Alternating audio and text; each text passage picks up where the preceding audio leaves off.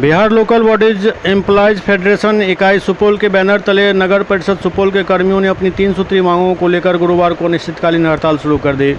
हड़ताल के पहले दिन कर्मचारियों ने बिहार सरकार और नगर विकास विभाग के खिलाफ जमकर नारेबाजी करते हुए शहर में विरोध मार्च निकाला। हड़ताल के दौरान Bihar state local bodies employees federation के महामंत्री मोहम्मद असजद आलम उर्फ अप्पू ने कहा कि सरकार और कर्मचारी प्रतिनिधियों के बीच हुई वार्ता विफल रहने के कारण कर्मचारियों को मजबूर होकर अनिश्चितकालीन हड़ताल का रास्ता अपनाना पड़ा है। उन्होंने कहा कि वर्षों से नगर निकायों में कार्यरत दैनिक वेतनभोगी सफाई कर्मी, संविदा कर्मी एवं अन्य अस्थायी कर्मचारी पूरी निष्ठा से अपनी सेवाएं दे रहे हैं, लेकिन आज तक उनकी सेवा को नियमित नहीं किया गया।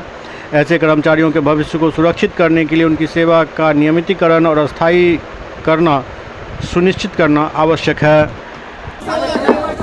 बढ़िया से निकला ना हम किधर कहना बढ़िया से निकला ना बैनर आगू लोकल बॉडीज करे पुकार, इंकलाब जिंदाबाद जिंदाबाद।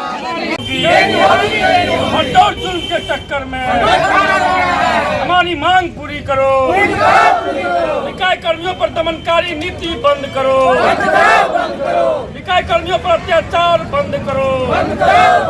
नगर विकास मंत्री गए न कहीं आप लोग चप्पल खोल बैठ जा, यहीं बैठ जा, नहीं बैठ जा। मांग देना होगा। नगर विकास मंत्री हाय हाय, प्रधान सचिव हाय हाय, मुख्य सचिव खोल। 3 सूत्री मांग है हम लोग का मुख्य रूप से। प्रथम मांग है जो दैनिक पर, संविदा पर और आउटसोर्सिंग पर कार्य कर रहे हैं, उनके सेवा सुरक्षा को लेकर के, उनके सेवा अस्थायीकरण को लेकर के, ठेका प्रथा बंद करने के लिए और समान कार्य समान वेतन लागू करने के लिए जो मजदूरी सरकार के द्वारा निर्धारित है, वह उक्त मजदूरी से इन हमारे साथी जितने भी यहाँ पर हैं उनका भरण पोषण सही ढंग से नहीं हो पा रहा है और सब परेशान हैं, तंगहाली से, आर्थिक तंगी से, भूखमरी के कगार पर हैं। और सरकार को इस संबंध में कई बार पत्र दिया गया है। सरकार के स्तर से वार्ता भी माननीय मंत्री के स्तर से परसों हुई थी और सरकार के द्वारा एक समिति भी गठित किया गया, परंतु सरकार के स्तर से इन कर्मचारियों के लंबित मांगों पर सकारात्मक पहल नहीं किए जाने के कारण बाध्य होकर पूरे राज्य में आज से अनिश्चितकालीन बेमियादी हड़ताल चल रहा है। क्या नाम है आपका? मोहम्मद असजद आलम।